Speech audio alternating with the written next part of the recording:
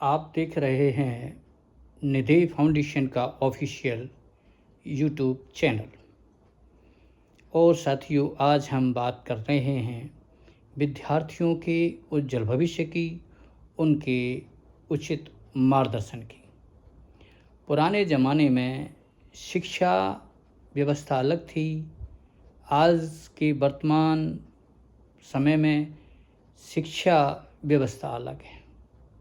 पुराने ज़माने में हम देखते थे कि 3-4 सब्जेक्ट हुआ करते थे, जैसे कि आर्ट्स है, कॉमर्स है, एग्रीकल्चर है और साइंस है। इनको विद्यार्थी ले लेते थे और अपने उसी के अनुसार अपनी तैयारी करते थे। तदनुसार वो रोज़गार की तैयारी करते थे। परंतु आज का समय, आज का दौर पूरी तरह से बदल गया है। शहर के विद्यार्थी इस और ज़्यादा सक्रिय हैं, जबकि मैं बात कर रहा हूँ गांव के विद्यार्थियों की, जो छोटे छोटे गांवों में रहते हैं, ढाड़ियों में रहते हैं, पुरा पट्टियों में रहते हैं। और ऐसे माँ बाप जो जिन विद्यार्थियों के अनपढ़ हैं या कम पढ़े लिखे हैं या बहुत ही छोटे किसान हैं, मज़दूर हैं, तो उन तक नई जो शिक्षा व्यवस्था है, नए जो कोर्सेज़ हैं, नई जो शिक्षा की जो प्रगति है वो वहाँ तक नहीं पहुँच पाती है। प्राइमरी स्तर की जो एजुकेशन होती है वो ये लोग गांव में ही पूरी करते हैं, और उसके बाद में जब इनका किसी सब्जेक्ट को लेने का विचार आता है तो हमने देखा है कि ये वहीं गांव के ही लोगों से उनके माँ बाप संपर्क करते हैं, और जो उनको जानकारी होती है गांव वालों को, उसी जानकारी के आधार पर बच्चा अपना एडमिशन ले लेता है। जब बच्चा बड़ा होता है तब मालूम पड़ता है कि अगर मेरे अंदर इतनी क्वालिटी थी, अगर मैं फ़लाँ सब्जेक्ट ले लेता तो आज मेरी अच्छी पढ़ाई होती, अच्छी मेरा रोज़गार होता। जैसे कि आज के युग में एआई का युग है या ईवी का युग है, तो वर्तमान विद्यार्थी जो जैसे कि प्राइमरी एजुकेशन ख़त्म होती है तो उस समय उसको इतनी नॉलेज नहीं होती है।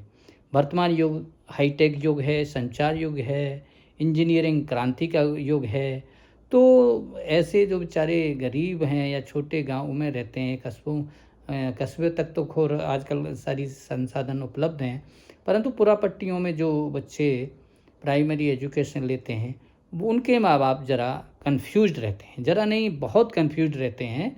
और ऐसे में मेरा विचार तो ये है कि ना केवल वो लोग बल्कि गांव में क्या शहरों के जो माँ बाप हैं वो भी कंफ्यूज रहते हैं कि वर्तमान युग किस सब्जेक्ट का चल रहा है। तो जो बच्चे के माँ बाप अच्छी पोजीशन में होते हैं या शहर में रहते हैं या जागरूक होते हैं, वो आजकल काउंसलर की मदद ले रहे हैं। तो इसीलिए हमने देखा है कि यकायक काउंसलरों की डिमांड काफ़ी बढ़ गई है, और वो काउंसलर मोटी फीस भी लेते हैं। अब हम देखते हैं कि प्राथमिक जो शिक्षा प्राप्त करने वाला विद्यार्थी है वो बेचारा किसी से पूछ पाछ के ही सब्जेक्ट लेता है। मैंने इस समस्या का एक अध्ययन कराया और यह समस्या मेरे को गंभीर समस्या लगी, क्योंकि विद्यार्थी तो जिस लेवल का है उस लेवल को यदि वो मेंटेन करता है तो वो आगे बढ़ेगा, या जिस सब्जेक्ट की विद्यार्थी को अच्छी नॉलेज है और वो उस सब्जेक्ट में आगे बढ़ना चाहता है तो उस सब्जेक्ट को ही उसे लेना चाहिए। मैं अपने एक भांजे का उदाहरण बताता हूँ कि वो बचपन से ही उसकी ये धारणा थी कि वो कंप्यूटर साइंस में अपना भविष्य बनाएगा। अब उनके पापा उसको डॉक्टरी लाइन में ले जाना चाहते थे। तब मैंने एक दिन अपने भांजे से पूछा कि आप क्या बनना चाहते हैं और किस फील्ड में जाना चाहते हैं। क्योंकि उसके पापा लेक्चरार थे, तो इसलिए एक अच्छी ठीक-ठाक कंडीशन थी। तो वो भांजा मेरा बोला कि मैं कंप्यूटर साइंस में अपना भविष्य बनाना चाहता हूँ, क्योंकि मैं गूगल में नौकरी करना चाहता हूँ। मैंने कही उसका कारण? उन्होंने कहा कि मैं मामा जी देखता हूँ कि कोई व्हाट्सएप को हैक कर लेता है, कोई फेसबुक को हैक कर लेता है, कोई कुछ हैक कर लेता है, तो इसका समस्या का समाधान क्या है? तो मैं चाहता हूँ कि जब कोई हैकर उस वेबसाइट को हैक करे या मोबाइल को हैक करे, तो उसका अलर्ट उस मोबाइल के जो मोबाइल होल्डर है उसके पास जाना चाहिए कि आपका मोबाइल कोई बंदा देखा है हैक कर रहा है। तो इस समस्या का मैं समाधान करना चाहता हूँ। वेरी एक्सीलेंट, उसके विचार बहुत अच्छे थे। परंतु जो एक है, उनके पापा उनको डॉक्टर बनाना चाहते थे, उन्होंने उसको डॉक्टरी लाइन में भेजा। तो मेरा कहने का मतलब ये है कि उस बच्चे की जो एम्बिशंस थी वो तो उसके अनुकूल नहीं थी, क्योंकि हालांकि वो अब डॉक्टरी करेगा। तो मेरा कहने का मतलब ये है कि इस संबंध में बच्चों को काउंसलिंग की, मेंटर की बहुत बड़ी आवश्यकता है। परंतु काउंसलर और मेंटर्स की फ़ीस काफ़ी ज़्यादा रहती है, तो इस फीस को वो जो माँ-बाप हैं वो बियर नहीं करना चाहते। इसलिए हमारी संस्था ने, हमारे निधि फाउंडेशन ने एग्जाम डेमी के डायरेक्टर श्री प्रभास जी से संपर्क किया। श्री प्रभास जी खुद का अपना एक कोचिंग इंस्टीट्यूट चलाते हैं, बहुत ही योग्य और टैलेंटेड व्यक्ति हैं। ये यूपीएससी की तैयारी करने वालों को मैथ पढ़ाते हैं और सर्टिफाइड काउंसलर हैं। इसलिए हमने कहा कि सर हमें आपकी सेवाओं की आवश्यकता होगी। तब हमने बताया कि हम एक एनजीओ रन करते हैं, तो उन्होंने कहा चलो ठीक है, आपके लिए हम 50% पर काउंसलिंग कर देंगे। मैंने कहा नहीं सर, हम एक सामाजिक काम कर रहे हैं, हम एक सामाजिक काम करना चाहते हैं और आपका इतना बड़ा इंस्टीट्यूट है, तो इसलिए हमारे जो निधि फाउंडेशन के जो मेंबर्स हैं या जो अभी हमारे सपोर्टर हैं, हमारे जो दर्शक हैं या कोई भी समाज का व्यक्ति है जो आप तक पहुंचना चाहता है, आपसे गाइडेंस लेना चाहता है, तो आप उनको निःशुल्क अपनी काउंसलिंग दें। तो उससे हमारा एक शिक्षा के प्रति एक अच्छा नज़रिया जाएगा, आपका समाज में मान बढ़ेगा, सम्मान बढ़ेगा। तो कुल मिला के उन्होंने फ्री काउंसलिंग, फ्री मेंटरशिप देने के लिए हमारा निवेदन स्वीकार कर लिया। ये बहुत ही हर्ष की बात है। निधि फाउंडेशन के लिए एक खुशी की बात है कि हम निःशुल्क अपने समाज के लिए उनके माध्यम से ये सेवा अपने नागरिकों को, अपने होनहार विद्यार्थियों को सुलभ कराने जा रहे हैं। अब जब मैंने उनसे ज़्यादा निवेदन किया, मैंने कहा सर मेरे की कुछ विद्यार्थी ऐसे हैं जो काफ़ी दिन से तैयारी कर रहे हैं, परंतु वो कहीं सेलेक्ट नहीं हो पाए।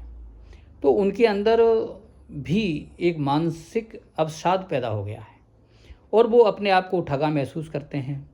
वो क्योंकि हमारी एक सोच है कि हम गवर्नमेंट जॉब ही प्राप्त करना चाहते हैं। तो ऐसे विद्यार्थियों को भी जो यूजी पीजी कर रहे हैं, जो अच्छे पढ़े लिखे हैं, उनके लिए भी आप काउंसलिंग या मेंटरशिप दें। तो उन्होंने ये बात भी हमारी मान ली। तो इस बात के लिए भी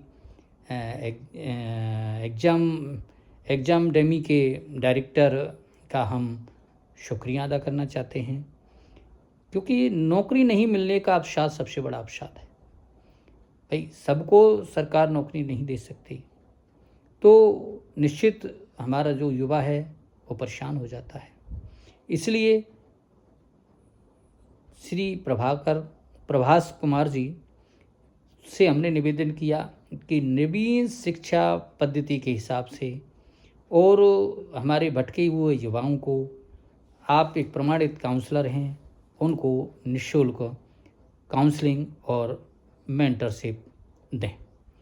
अब साथियों, मेरा आपसे भी एक निवेदन है, यदि आप उचित समझते हैं, यदि आप उनसे काउंसलिंग लेना चाहते हैं, सलाह लेना चाहते हैं, मार्गदर्शन लेना चाहते हैं, अपने भविष्य, अपने बच्चों का भविष्य उज्जवल बनाने के लिए आप उनसे राय लेना चाहते हैं, तो आप उनके व्हाट्सएप नंबर 784748203335, एक बार पुनः सुन लें, 784748203335।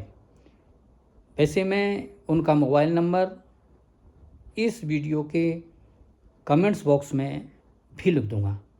इस व्हाट्सएप नंबर पर आप उन्हें मैसेज करें, उसमें केवल अपना मोबाइल नंबर लिखें और लिखें फ्री काउंसलिंग या फ्री गाइडेंस, और फिर उसमें लिखें बाई निधि फाउंडेशन।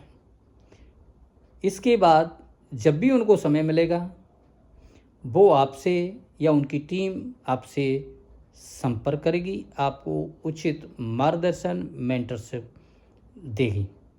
यदि आपने निधि फाउंडेशन का नाम अपने मैसेज में नहीं लिखा व्हाट्सएप भेजते समय, तो आपको फीस देनी पड़ सकती है, क्योंकि हमारे बहुत ही निवेदन करने पर ही उन्होंने फ्री काउंसलिंग देने के लिए यस बोला था। इसलिए आइए इस अनुपम जो सौगात है, अनुपम जो कहना चाहिए कि भेंट है उनकी तरफ से हमारे बच्चों के लिए, उसको स्वीकार करें, उसका फ़ायदा उठाएं। और हाँ, एक निवेदन और है, यदि आप समझते हैं कि हम आपको आपके बच्चों के लिए ये निःशुल्क काउंसलिंग की जो व्यवस्था कर रहे हैं ये ठीक है, तो आप इस वीडियो को अवश्य लाइक करें, सब्सक्राइब करें और अपने साथियों को, रिश्तेदारों को भी अवश्य भेजें, ताकि वो लोग भी इस अनुपम सौगात का लाभ उठा सकें। जय हिंद, वंदे मातरम।